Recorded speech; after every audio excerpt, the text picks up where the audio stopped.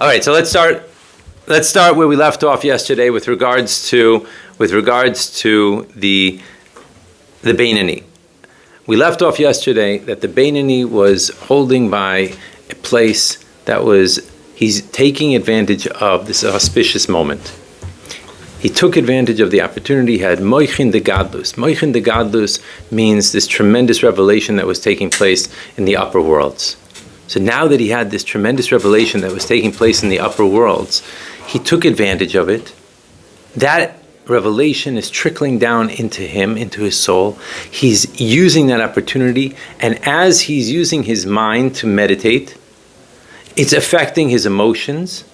And when it's affecting his emotions, that love is spilling out in a way that he wants to actualize the love, which means he wants to do, he wants to think, he wants to say, he wants to do Torah mitzvahs. That's where he's at. So let's start by reading inside and picking up where we left off. So at that moment, like we said yesterday, Inyan hamavor b'kriya shema deraisa b'bercha sechas shlefanel la'acharav she'ein mederabanan hein hachana l'kiyum kirav kamo shegazu machem acher. We're starting about 10 lines from the bottom of the page. V'az hara shebechalal hasmoli, then the evil that is found in the left side of the heart, kafuf v'batel, becomes completely bent and completely nullified. L'tayv hamispashet Bechala Yamini, to the good that is spreading out from the right side of the heart, Mechabad Shebemayach, from the Chabad that's in his brain, Hamukusharim Begedulas Ein So Baruch Hu, which is connected to the greatness of the Hashem. What are we saying here? What's happening is as follows. This Benoni is thinking about Hashem, the greatness of Hashem. He's meditating. And his mind is expanding. With this expansion,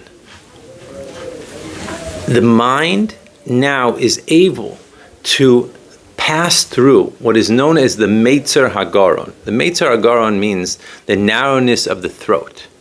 Now usually, and I'm sure we've all experienced this before, we understand a concept, but it's hard to internalize that concept. Whatever the concept is, it's just hard to internalize it. Like, I get it. Like, I read about it. I understand exactly what you're saying to me. But I can't get it through in myself. Because it's like an intellectual thing. The reason for that is that we have the narrowness of the throat that separates between my brain and my emotions. And so as much as I think about a concept, many times I can't get it into me. I don't have that power. And that's because the Meitzer Hagaron, the thinness, the narrowness of the throat, interrupts it.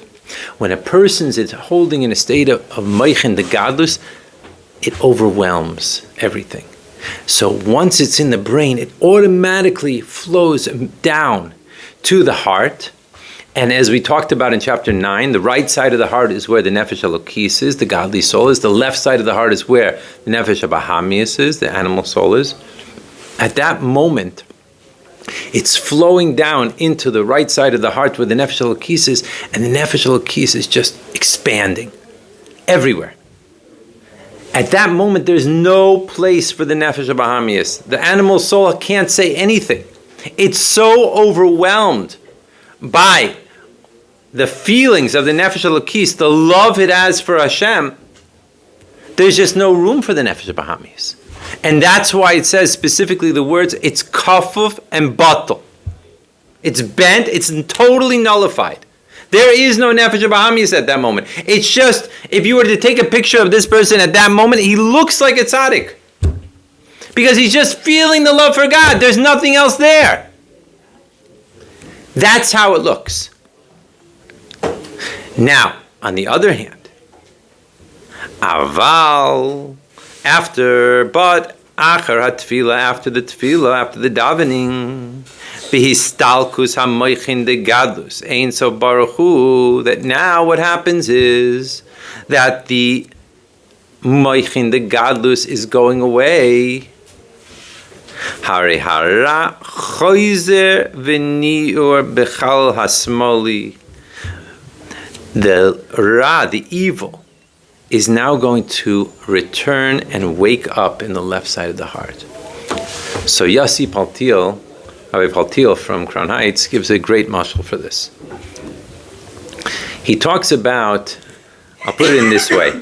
When we were younger, we used to go to, in the wintertime, we would go and we'd rent cabins or houses in Vermont. And it's very cold in Vermont. And you'd make these big fires in the fireplace, and they'd heat up the whole cabin. And it would be, it's very geschmack. It's very nice, very pleasant energy, pleasant feeling to be there. But let's say that you only have a little bit of wood, and you want to heat up the house. So what we would do, or what a person can do, is they want to take all the wood, put it in the fireplace, and even I always think of it like, put in, the old rubber boots and put in whatever trash, put everything, just put it in, just burn the fire as much as you can, get as much heat generated.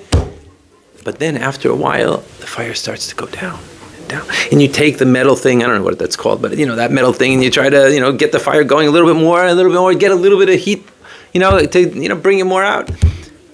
But after a while, it just keeps on going further and further and further, lowering, and then you start to feel the chill start to come in from the outside.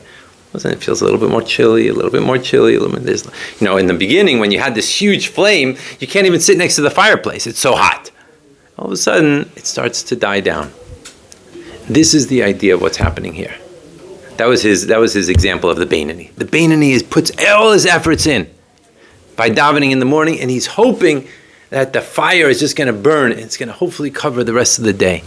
But what happens is, it's choizer v'niur. Choizer v'niur is a term that's used, actually, when we talk about meat and milk, basar v'chalav, in Shulchan Aruch and Yoreh Deah. It talks about, for example, let's say that you have a pot that you cooked meat in. Right? You cooked a meat stew, whatever. And then, what did you do? You finish dinner, you wash the pot, right? You take a sponge, you take the soap, you wash it all out, you dry it, it's all a beautiful metal pot. So now I want to warm up some milk. So let's pour the milk in and warm it up in the fire. Obviously we know we can't do that, but why not? Oh, because it has the taste of meat. What do you mean it has the taste of meat? You're going to take that steel pot, take a bite out of it. It's not going to taste like a steak. I've got news for you, right? What's happening over there? What's happening is the taste of the meat is sleeping, so to speak, in the metal of the pot. So when you turn on the fire, presumably the molecules, they start bouncing all around, right? What's going to happen? The taste starts to go reawakened. And so if you put milk in the pot and you want to now cook milk in there, what's going to happen to that milk? It's going to get the taste of the meat back in it. But the pot was a metal pot. Where do you see meat? It was totally clean. What are you talking about? No, because it's choizer v'niur. It's in the walls of the pot. And it comes back out. The same thing by the Benoni. The Benoni, remember, as we've been talking all along, he has not vanquished his Nefesh HaBahamis. His Nefesh HaBahamis is still 100% there. So now that he doesn't have the fire, it's not flowing in the same way from his brain to his heart. Things are not happening like that anymore. So all of a sudden, the Nefesh HaBahamis starts to wake up. It gets a little bit stronger. He starts, we're back in town. It's like, hello, what happened to you? We're back. All of a sudden, the Nefesh HaBahamis is back in the game. And that's what it says. And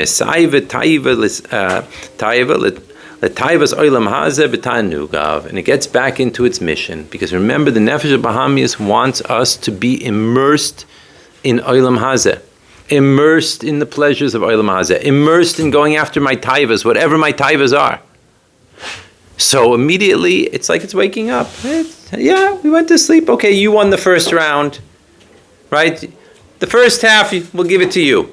But now it's the second half. The third quarter has begun. Right? And now all of a sudden, the Nefesh HaBahamis is right back there. So now we have a different state of being. It's no longer this huge bonfire of love for Hashem. Now the Benoni has to start to take action. He has to be back on his toes because all of a sudden he has the enemy is back. And that's what's happening now. So he said, Rak mipnei shelo lo levado mishpat hamelucha v'memshala be'ir ein lo yochol lahotzi taivaso mikoyach el hapoyel lehislabesh be'evrei haguf b'maiser dibur v'machshava mamish. So what does he say? He's saying like this. But on the other hand, just because the nefesh bahamis is back, don't think that it's in control either. It's also not in control. It's just that it's back. And here's the key point. The difference between a Rasha and a Benoni is only in the payel. What does that mean? Both the Rasha and the Benoni have the kayach, have the potential, meaning that it's there. The desires, the push, it's there. It's what do you do with that? Where do you go? Do you take the ball and run with it? How do we see this? Let's give an example. An example of this is from, let's talk about thought, for example. In thought, there are what I would call two possibilities. Because he's not a tzaddik, a lot of times we have negative thoughts that pop up into our minds, negative impulses that we just go after. Right? These thoughts that just jump up, where did they come from? I'm walking down the street and all of a sudden this thought comes into my mind. Whoa, I haven't thought about that in 20 years. I didn't look at that. What? All of a sudden this thought is popping up into his head. Is that illegal or not? According to Torah, it's not illegal. That's just the natural impulse of the nefesh bahamis. The question is, what am I going to do with that? So step one, that initial thought that pops up into my mind, that's something that's beyond me. I'm not being judged, so to speak, on that. The question is, what do I do with it? And that's where I need to be totally aware of what's happening. The Benoni is completely aware. As soon as the negative thought pops up into his mind, he's going to push it away, like it says in chapter 27, with two hands. Pushes the whole thing away. Because he realizes that who's talking now? The Nefesh Bahamis is talking. The Nefesh Bahamis is saying, what about this? What about that? Why don't we do this? Oh, did you see what that guy did to me? Oh, he wants to get me all roused up in all different ways. So step one, I'm not responsible for. But, excuse me, what do I do with that step one? That's where my responsibility kicks in. Do I take the ball and roll with it? Oh yeah, I remember that one scene in that movie that, or I remember, or I did this, or that guy, what do I take the negativity and expand upon it, start thinking about it? Or for that matter, do I choose that I want to think about something that I shouldn't be thinking about? That's a different ballgame. That's called payel. That's called actuality. So koyach, potential, the thought popping up into my mind by a Benoni, that's going to happen. That's going to happen. What I do with that thought is what is really, really important to focus on. So by the Benoni, despite the impulsive thoughts popping up into his mind, despite all the distractions that are coming in, he is constantly aware of himself. And therefore, he never allows it to go from potential into actuality. And notice the order that he uses here. B'maise, in action, right, which is the easiest thing to control. So even though I may have this desire to go and punch my chavrusa, punch my friend, I can control myself. In Dibur, I want to speak negatively about someone. I want to speak negatively about a situation. I want to complain. I'm able to control myself. And even in machshava, and even in thought, that all of a sudden, all these thoughts of negative thoughts come into my head. I feel so bad. I feel this. I feel that. All these thoughts that are just bombarding me. I have to remember, I am not my actions, I am not my speech, and I am not my thought. And I have to be the one that is controlling it. And that's what the Benoni does 24/7. So it's not that he doesn't have the impulses, and it's not that he doesn't have the potential to do these things inappropriately. It's just that he is Superman. He is completely in control 24/7. And so therefore, even though the fire